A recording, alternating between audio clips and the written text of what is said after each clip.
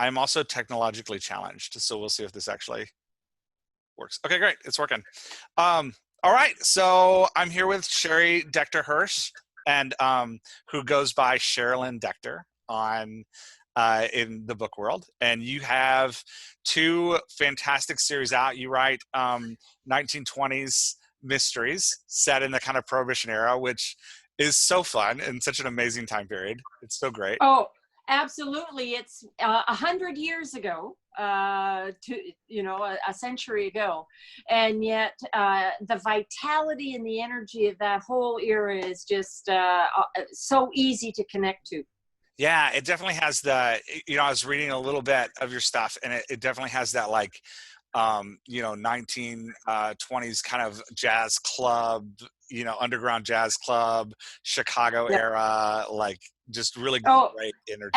absolutely. And you've got flappers Yeah. and mobsters and rum runners. And, the books just write themselves. Yeah, it's great. It's got that very much like that that it's that interesting transition in history between the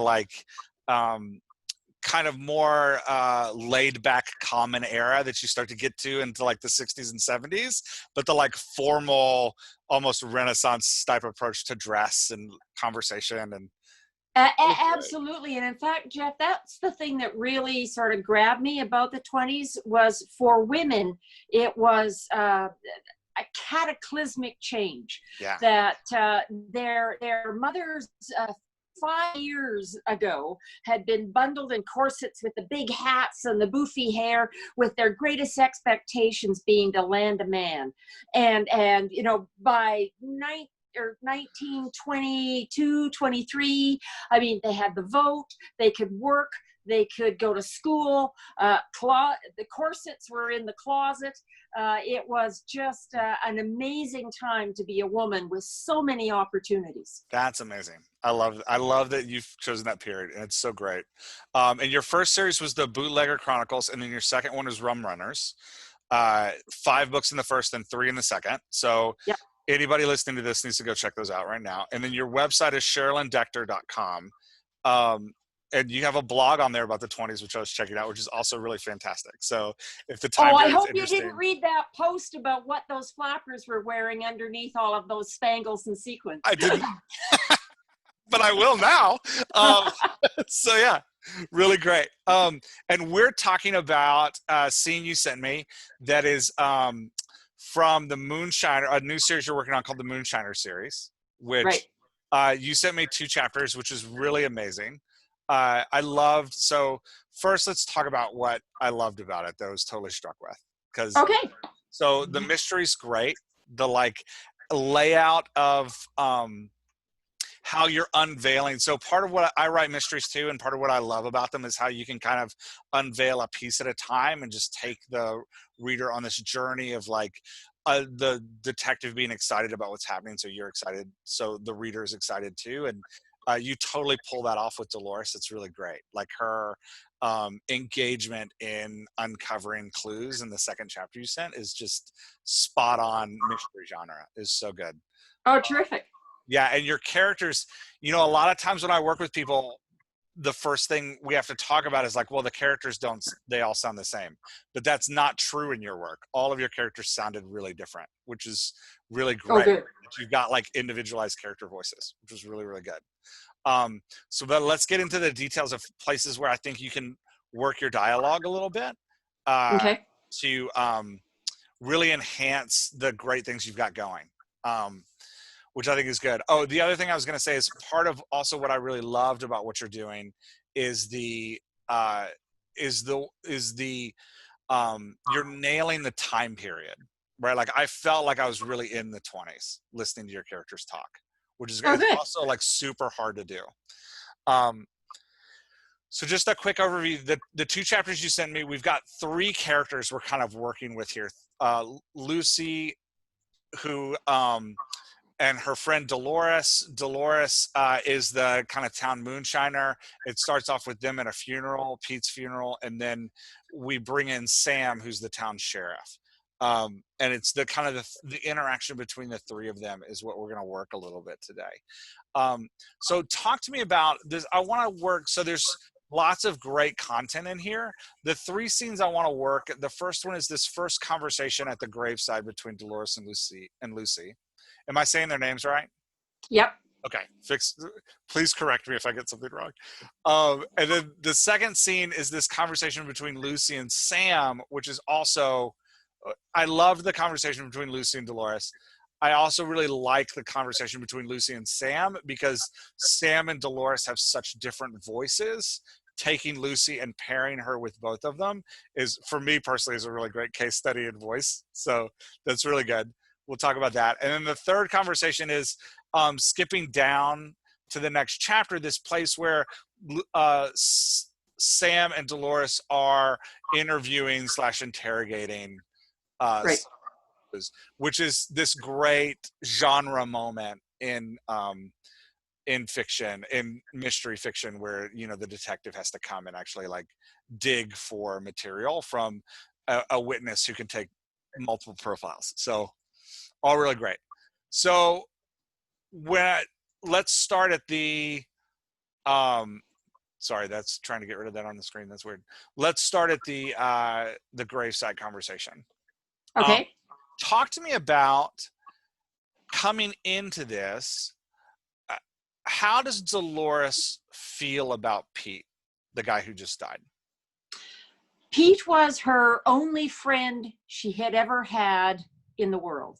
Okay. And his murder and loss has just torn her whole world apart. And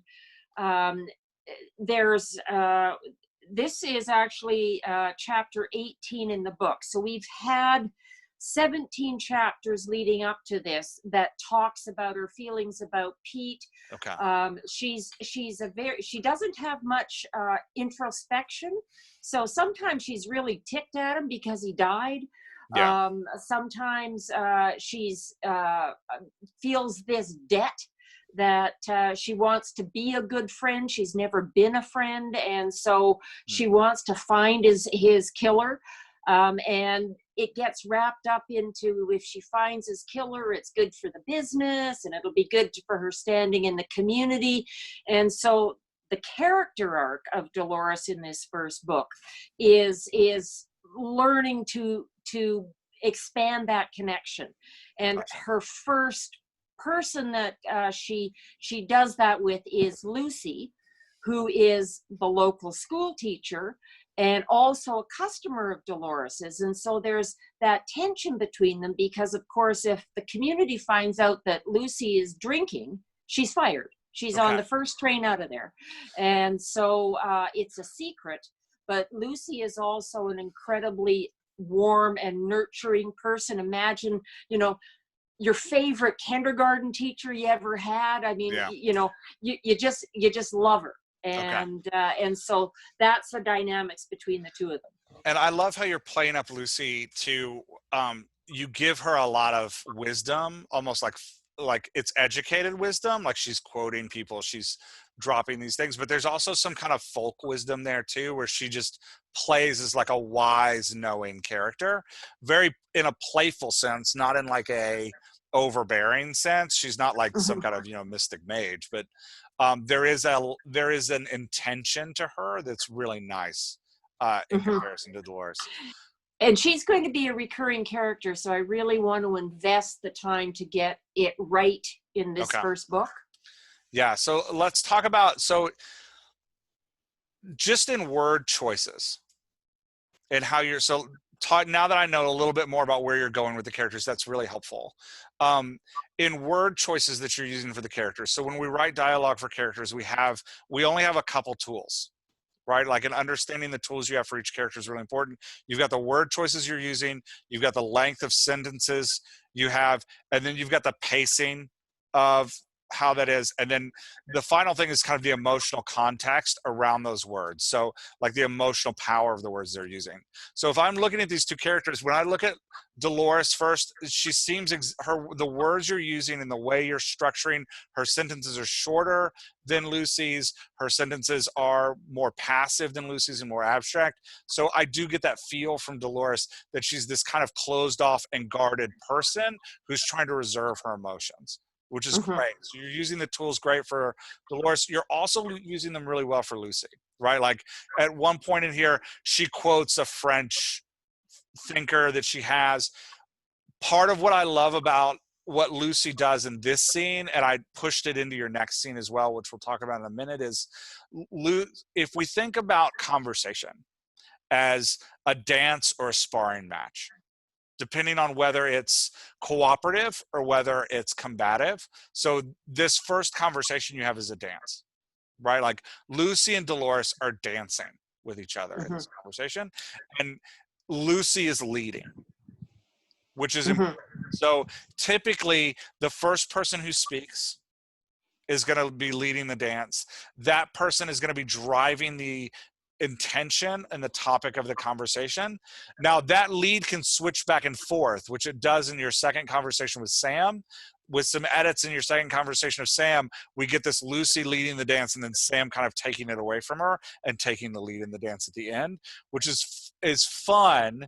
That interplay between the characters, that dancing between the characters, is what engages the readers, because the motivation of the dialogue that brings the readers in as they are like sharing the motivation of the words. Does that all make sense? Yeah, absolutely. Yeah.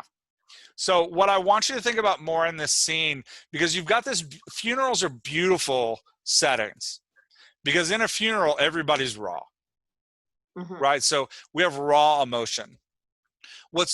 When I first read this scene, it felt to me like Lucy and Dolores were discussing someone they didn't know.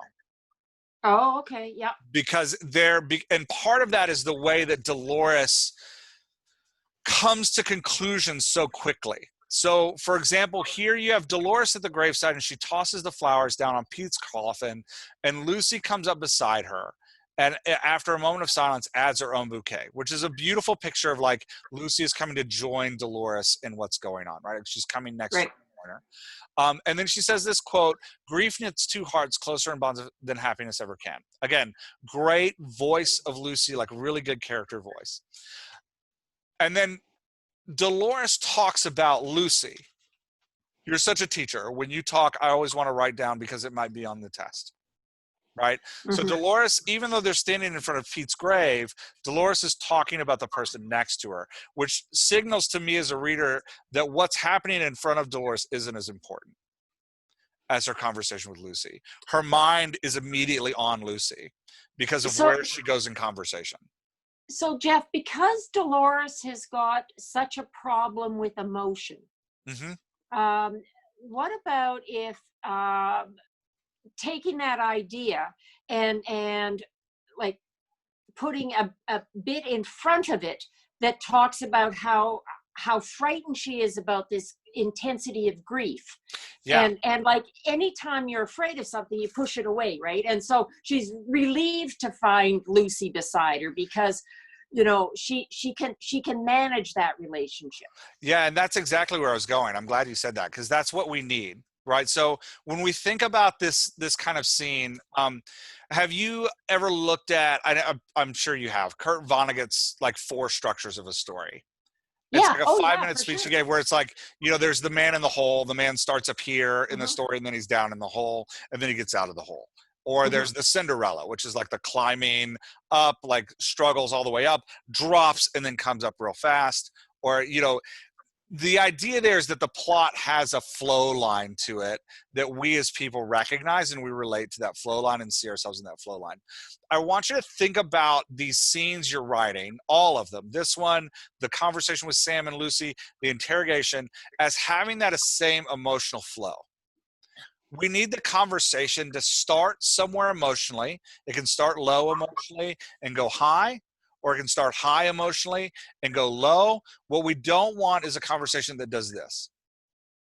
Right? Seasick. Yeah, and as a reader, it throws us because we can't relate to the characters. We're like, what's happening? Like, we don't know where you are emotionally.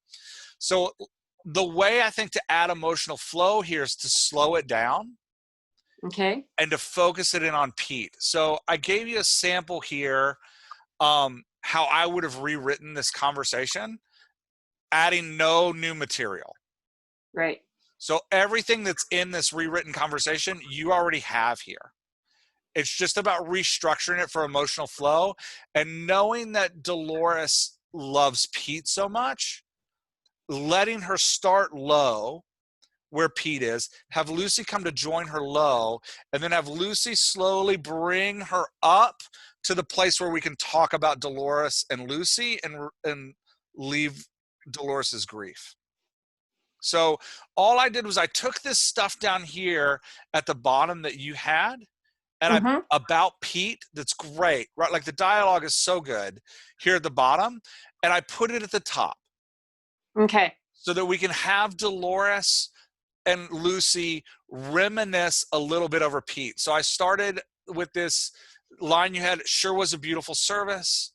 And then I added Dolores saying, sure was, and having her attention focused on the flowers and on the grave. Right? Because Lucy's come up to her, but Dolores is here. Right? Yeah. So we want Lucy to raise her eyes metaphorically. Right? Like, so Dolores is here in the grave, and then having Lucy say, there was a lot of people here, right? Talking about the service a little bit more, having Dolores just saying, sure were, right? Like, so giving Dolores few words closes her off and gives her that guarded moment. And then you have this great moment here that you wrote where Lucy takes her hand. Really beautiful scene. The place I saw this done best recently was in the Hamilton musical. In one of the last scenes, he and his wife are fighting, their son dies, and he's walking the town, and the sign that their marriage is repaired is that she takes his hand, is the line that repairs the marriage. You do that here, and it's really great. Lucy takes her hand, right? Like, and that physical action is part of the dialogue. That taking of her hand is a statement, a silent statement Lucy is making, is like, hey, you and me, we're here together. Right? So when Lucy takes her hand, we can then give Dolores more words. So we've moved emotionally to here. And now Dolores can talk about Pete, and we can pull this great line she has about, like, it's not just that the locals missing Montana is going to miss him as well. Right. And yeah. I was just going to say, Jeff, that's a really important clue as well to the murder mystery. So perfect. I want the readers to remember it. Yeah. And I think adding to the emotional flow makes this conversation more memorable, not less. Yeah. Because when I first read it, it felt like, they're kind of discussing something that happened at a funeral, and it's just chit chat. But now when we add the emotional weight to it, we have two characters bonding, and it's a memorable moment, right? Like, it's something that you're like, oh yeah, I loved that moment when Lucy went to get Dolores, right? Like, it's a change moment for her. So then taking Lucy's quote and putting it toward the end of the conversation, grief knits two hearts closer than bonds of happiness ever can. Yes. Right now that has some emotional weight to it, because Lucy is talking about what I'm doing for you, right? Like, not directly, but passively saying, like, hey, we're all in this together. And now we can have this lift in Dolores where she can be reflective about what's going on. You're such a teacher.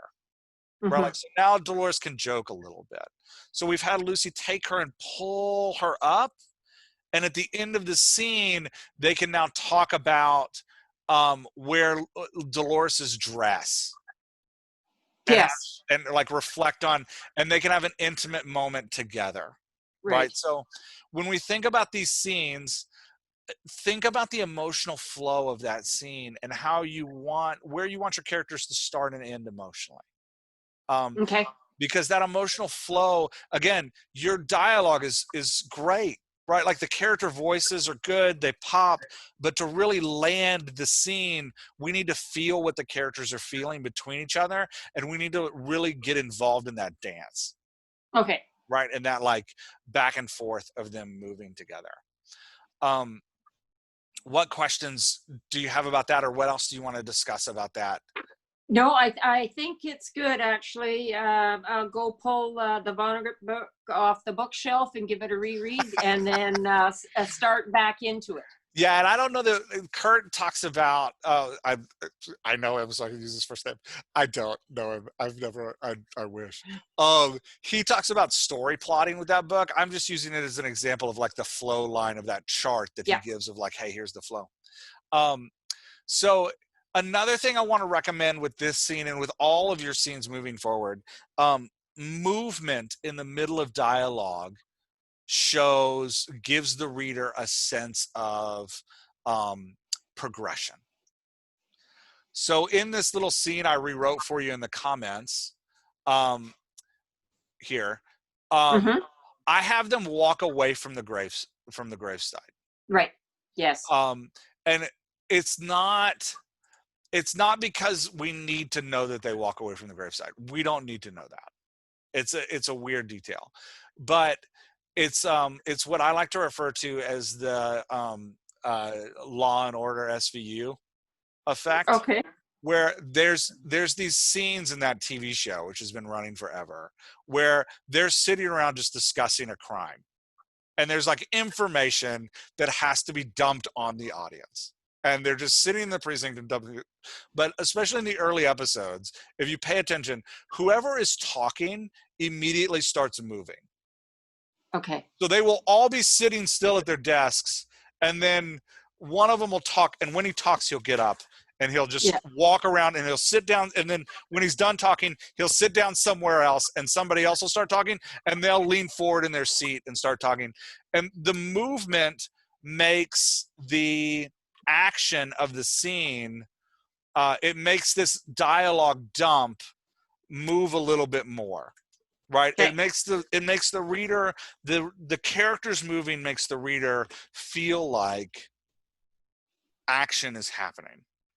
So that combined with the emotional flow of dialogue, because that action can't give us the emotional component dialogue can give us. So the action combined with that emotional flow is really important. Okay. Yeah. So just move them a little bit, right? Like when she takes her hand, pull her out into the grass, right? You don't need a big description, right? They just walked away from the site, away from everybody else into the grass. Like just tug her away a little bit. And that movement will keep the characters moving. That movement is going to be really, really important for Sam. Yes. So moving down into the next scene with Sam, you've got this fantastic, great character who's the strong, silent sheriff. Yeah. Which is very like Longmire, very like John Wayne-esque, like, you know, Gunsmoke. Yeah, pillar of strength in the community, doesn't always get it right, but has heart of gold, right? Like that kind of, and man of few words. Yes. Which is very difficult for me because I am a person of many words. You see, and just an observation, you seem more like a Lucy than a Sam. Oh, hey, absolutely. Which I love. This is great. So yeah, and it's hard to write against type. Like this is something that's difficult. It's hard to write against type. I tend to be a very empathetic person. So for me, writing any kind of like villain or anybody that, you know, has zero empathy is really hard, because I always want to kick into like therapist mode in a conversation where like two characters are talking and one of them's like, oh, I'm so sorry you feel that way. And the other one's like, yeah, it's really hard. And I step back and I'm like, this would not happen. So all that to say, writing against type is really hard. Here you've got this really great conversation where Lucy comes to Sam with, it seemed to me, and correct me if I'm wrong, with the intention of getting Sam to forgive and see Dolores in a different light. Yes, absolutely. Yeah, and Sam seems to have the intention of asking Lucy to a dance. Yes, they will become the romantic pairing within the series. I love it. Fantastic. So we have, conversations are great when they have competing intentions. It's so good. And part of what you did great with Sam was hold his intention to the end. Because that's how the strong silent type is going to be. Hold him to the end. There's a couple things I want you to do with Sam that are different. The first thing I want you to do is give him less words. You should have seen draft one. So when we're talking about the tools we have to write dialogue, giving a soft, silent character few words, especially since you're pairing him with a character like Lucy, that's just gonna go, go, go, go, go. There's gonna be such a great, beautiful contrast there of two, and the love interest is gonna be fantastic because she's gonna talk and he's gonna listen, and then he's gonna say like one thing, and it's gonna spin her. Right? Like a positive, and then he's going to say one thing, and he's going to spin internally, and she's going to spin externally. So you've got some really great, like in these two characters, you've got this really great potential in conversation, especially if they ever have a moment where they're frustrated with each other.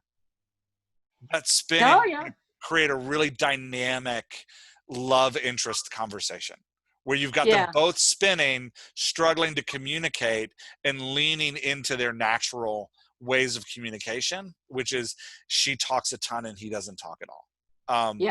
So yeah, you can almost visualize a scene where she gets so frustrated at some point she demands that he speak up, right? Like there's great potential there. So when we talk about the actual structure of what we're doing with Sam, here, this line is a great example. So Lucy says, she's a good person, Sam. She just hasn't had too many occasions to show it. Defending Dolores. Originally wrote, I always try to be fair with people, give them the benefit of the doubt. Right? Sam doesn't need all those words. Most of them are passively communicated. I always try to be fair. Right? Everything else is communicated through that. And you don't need, so for Sam, cut all superfluous words. Any extra words? Cut, cut, cut. Down here again. So then she says, I know you find Dolores a challenge. You're all about upholding the rules, and she's all about tearing them down. It can't make it easy in the relationship. The pair of you are natural adversaries. But if any lawman can be fair and give her the benefit of the doubt, which is a little line I did, it'll be you, Sam Brown. So this is great for Lucy's voice because she's processing out loud. Right. And she's convincing and telling this story. You had down here, Sam beamed under her praise, which is not bad, except that I just want it in the dialogue. Right. So I appreciate you. I appreciate you thinking that of me. And what's great with this line is it's. Oh, you just see it, right? The Stetson goes, oh, shuckers, Miss Lucy. Yeah, totally. And it starts to convey his intention in the conversation. Right. Because her intention is you get with Dolores, and his intention is I'm going to talk about you and me. Yeah. Right. So he's shifting. We start to get that shift of I'm talking about Dolores and me, and he's talking, and you start to get that shift here a little bit. You can start to feel that weight moving. That emotional flow is like pulling against each other. So I also broke up this here too. Originally, you had her talking about correcting herself in an illegal product, but to give that dance, that like back and forth movement of the conversation, I let him point out that it's illegal. Yes, which he would. He's the sheriff. Yeah. So she's trying to convince him that, like, going with her intention in the conversation, she's trying to convince him that Dolores is a great person. So she's not going to say it's illegal, right? Like she's going to let it, like, so. Which moments like that where they disagree, especially in a love interest conversation, right? Like in love interest conversations, we have this kind of jabbing we do with each other where we're teasing and flirting. So what's nice about having him bring up that it's an illegal product is down here at the end of the conversation where he says he can bring a bottle of whiskey to her meeting, she can jab him back. Yeah. Oh, the illegal product you're going to bring, right? Like bring it back to him, and you get a little bit of that fun flirtation between them. Yeah. So again, but not a lot. He doesn't need to explain like, well, I can't meet her halfway. She's honest and hardworking, but she's selling illegal goods. He just needs to say illegal product. That's right. Yeah. That's right. 2 words. If he's ever giving, so we'll come back to that in a minute. Again, here, cutting his words. Donnie Reuter is no catch, that's for sure. Hang on, Jeff. I just got to deal with Oh yeah, no problem.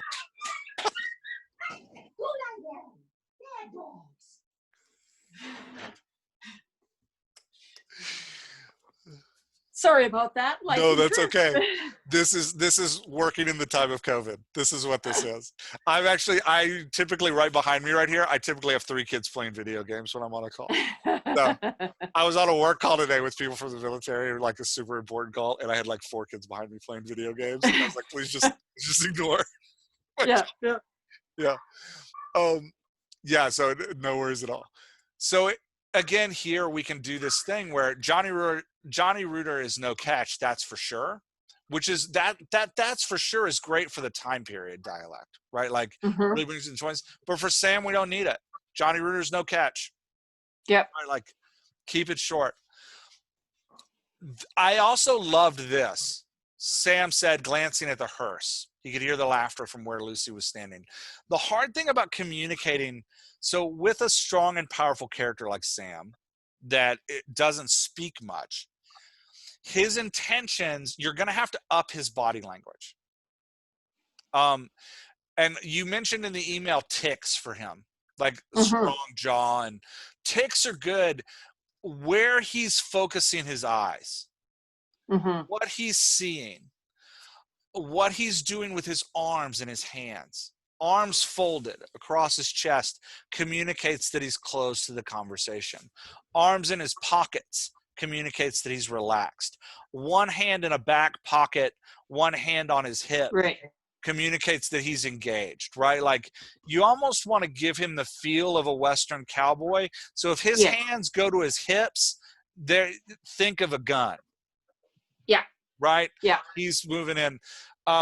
If he's leaning forward, it's becoming aggressive. If he's leaning back, he's observing the situation. And so his posture is really important in these conversations, right? Okay. Leaning. So, and part of what I said up front is that we get Lucy coming up to him, and you have this great description of her. Lucy adjusted the brim of her hat. Her eyelashes fluttered coyly as she looked up at the tall man beside her. We don't see what he's doing. Right. Is he leaning against the wall? Is he taking a nap? Is he vigilantly watching people? Like, is he at work? Is he studying the scene? Like, where's his mental space? Right. And again, it goes to that emotional flow of the conversation. We get where she's starting. She's starting high. She's got a purpose, and she's going to just stay high through the whole thing. Where's his emotional state at the start of the conversation? Is he sad and depressed? Is he working? Is he intense? Is he like, where's he at? Because telling us where's he's at, by the end of the conversation, he's flirting.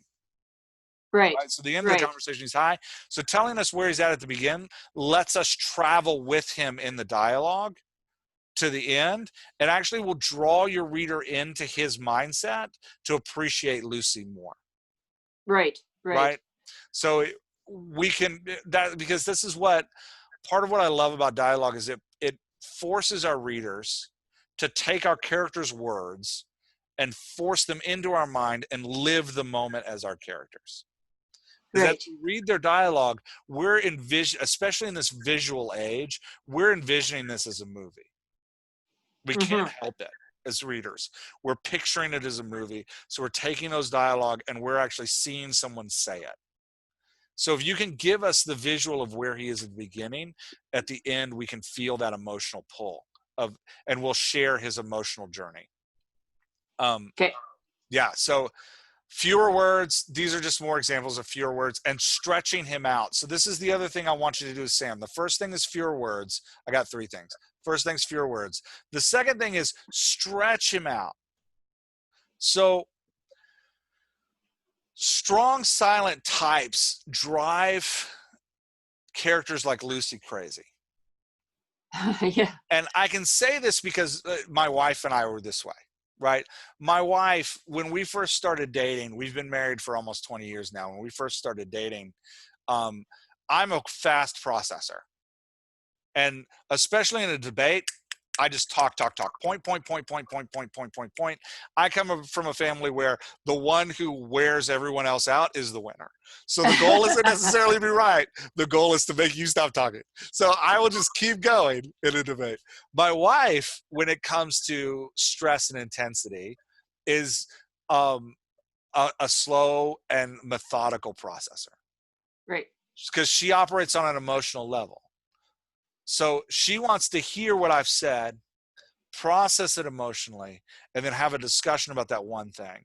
But the problem I have is that I'm on point 27 by the time she's on point well, she's still back on point number 1, because for me it's about building a dynamic case. For her, it's about emotional understanding between the two of us. So you got it with a character like Sam. Lucy has to pull it out of him. She's got to push him to where he's going. So you had him landing on, I'll accept Dolores really quickly. Yeah. I think 3 exchanges. He's like, yep, I'll give her a second chance. Okay. Right. But here we want her. So I just added some, like, so you're going to cut her a break, Lucy asked. Sam watched the funeral goers trickle away from the service. Come on, Sam, do it for me. He turned back to Lucy. Are you going to the event at the Bonanza? Right? Like, and this leaves mystery. Is he going to cut her a break? I don't know, but he's got his own intention. So he's going to talk about something else now, and it should leave Lucy unsettled. And he would, I mean, as a sheriff, he would be doing that, you know, almost as a negotiation, right? I'm going to give you a bit of something. Now, what are you going to give me? You know, that. Yeah. And this is another question I have for you about Sam that I couldn't figure out from these 2 chapters. There's really great, strong lawmen characters have a reason that they're strong and silent. Yes. And so sometimes it's an inner demon. Right? Like whenever somebody writes Wyatt Earp, Wyatt Earp is constantly trying to create peace from the chaos he had in his previous life. Right? Like previous life, he's a horse thief. He's drunk. He's, you know, his wife is struggling with opium all the time. And he's trying to carve out by being a lawman, he's trying to carve out a place of peace and solace in this chaos that he himself has been a part of, right? When we think about like Longmire, which is the great series of books and then also the TV show, Longmire's silent fortitude comes from the grief over the loss of his wife. Right. And you get the feeling a lot of times with Longmire that before his wife died, he was actually a pretty jovial guy. Yeah. And that he's got this like inner pain he's working through, but it doesn't always have to be inner pain, right? Like it can be shyness. Yeah. Maybe no, Sam's got a pretty horrendous backstory, which will come out again. It's a series, so it'll come out slowly. But and the area where the book is set in Montana is a mining community. And so there has been a mining accident and everyone dies, and Sam feels that it's his fault because he should have pressed the mine owners to take the safety precautions and you know, but he didn't. He wasn't the protector he needed to be, and so now he is overcompensating, and his feelings about the little town that they're in. He is the alpha protector now of everyone in the town. So he has a certain protective feeling to Dolores as well, especially when it comes to Johnny. Gotcha. That's great. That's a really rich story. And I think part of it won't work in this particular conversation because this conversation is more about Sam and Lucy kind of dancing with each other. But in future conversations, and this was the third thing I was going to say, strong silent characters have a moment where they break. And the reserved nature goes away. So something I like to talk about with characters is their emotional arc. Right. I Right. just had a brilliant thought, actually, that an ongoing trope that Sam and Dolores are going to have as they become investigative partners is they play poker, Oh, uh, nice. which is a great game for the two of them because Dolores is a killer.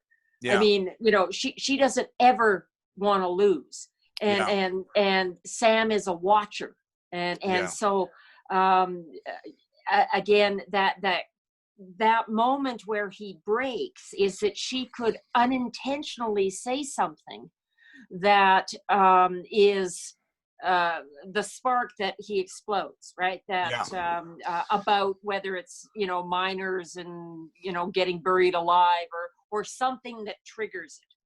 Yeah. I love that. That's a brilliant moment. You're right. That is super brilliant. And I think, and it'll be a really powerful moment for your readers Yeah. where they dive into the heart of Sam, which Yes. is what we Yes. want, right? Like we want our readers so adopting characters that like they got to read the next book because they love the character so much. And this has been a tough series because Dolores isn't really that likable. Yeah. She's closed off, she's cranky, she's reclusive, she's sarcastic, and so unlike the other series that I've written, which had these women that you just wanted to be their best friend and drink wine with all the time, Yeah. that so I've got to make Lucy and Sam compensate for that. Yeah. That And I'd recommend you, so especially since you're writing characters that aren't like you, which is mhm, tough, draw a line on a piece of paper. And on one side of the line, you want Sam at his absolute lowest point, darkest moment.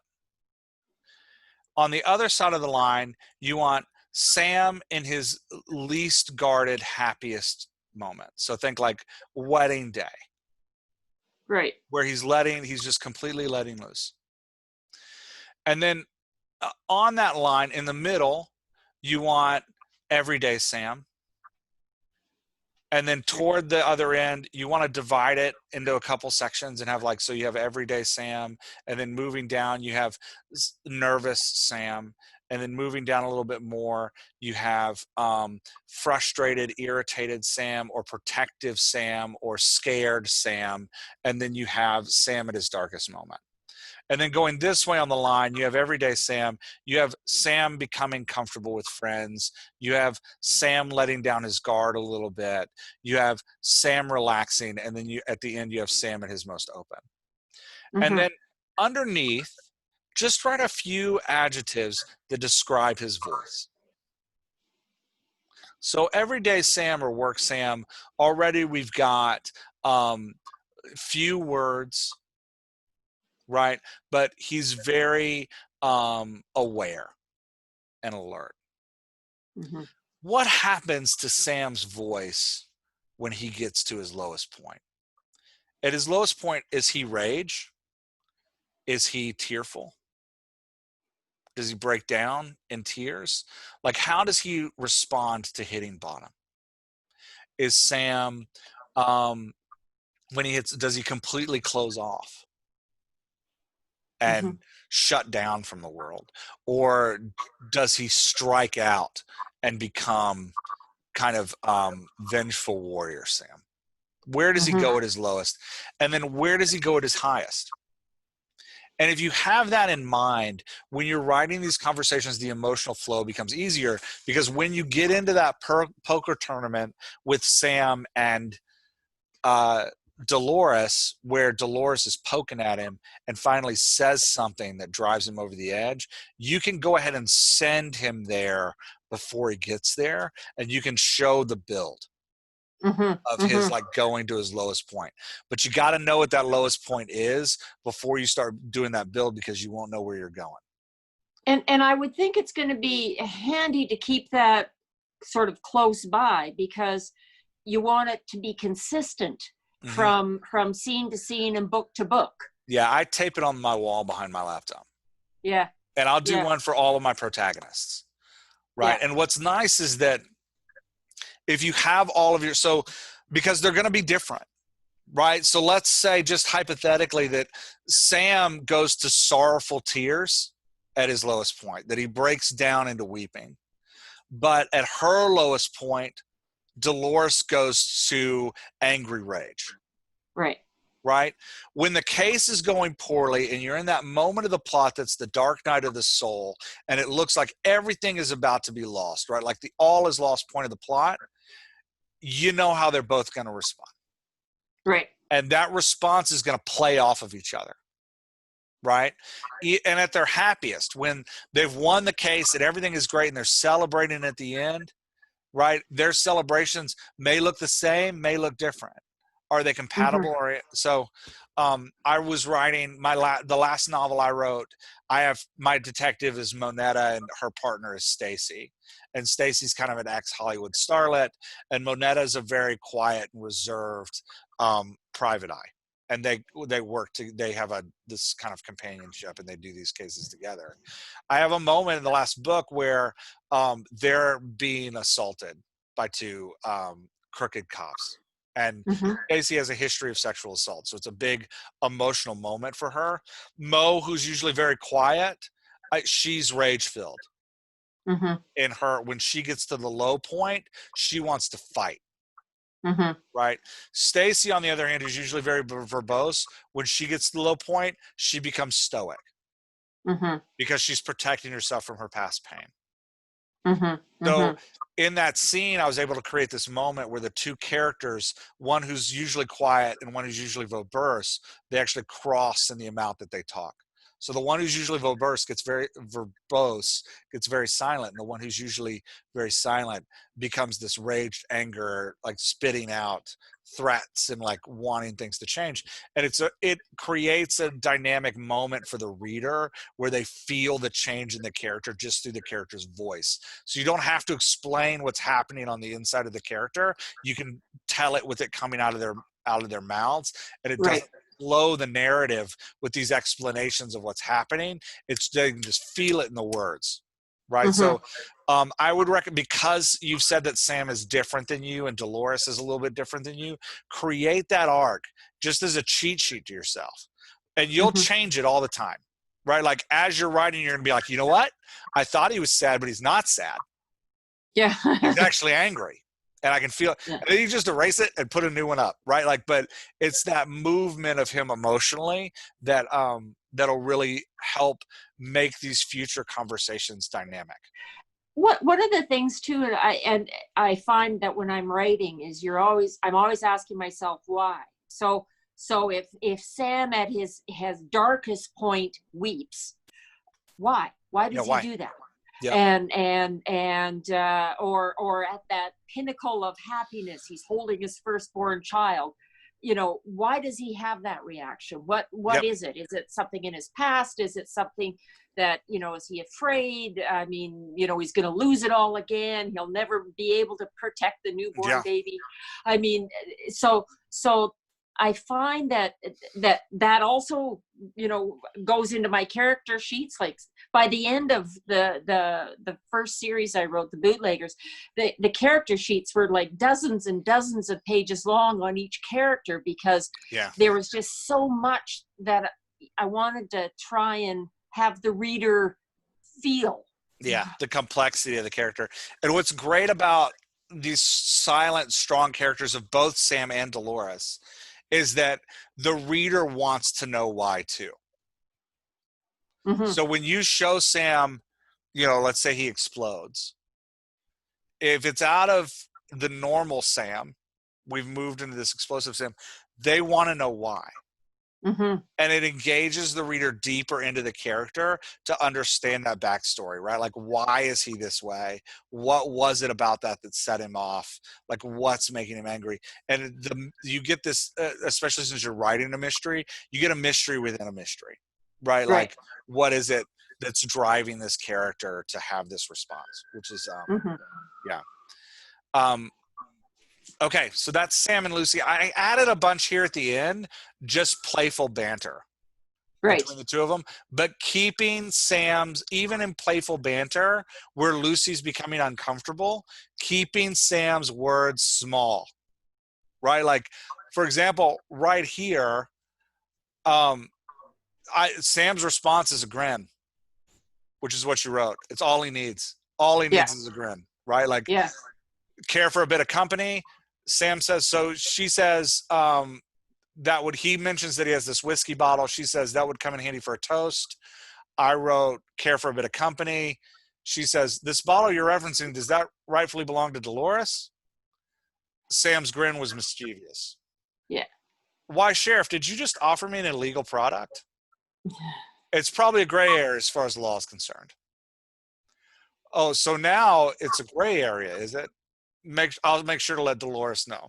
Maybe we should invite her too, right? Like, so forcing that like competition of intentions and having Lucy pull it out of Sam, right? Because Sam would have been happy in the conversation just saying like, hey, going to the dance?